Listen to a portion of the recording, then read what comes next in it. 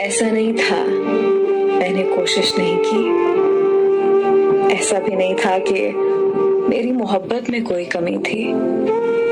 میں نے دعا بھی مانگی اور بھیک بھی، میں نے سجدے بھی کیے اور پرہیز بھی، آنسو بھی بہائے اور ہاتھ بھی جوڑے، دوست بھی بدلے اور سوچ بھی،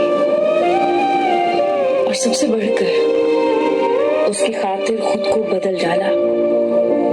میں نے منت بھی کی، غصہ بھی کیا، جو کر سکتا تھا، جہاں تک کر سکتا تھا وہ کیا۔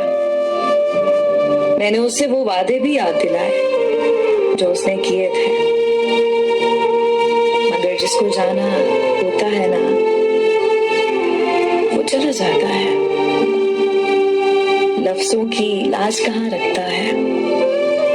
یہ منت، یہ سماجت، یہ دعائیں، یہ بھیک سب بیکار جاتی ہیں۔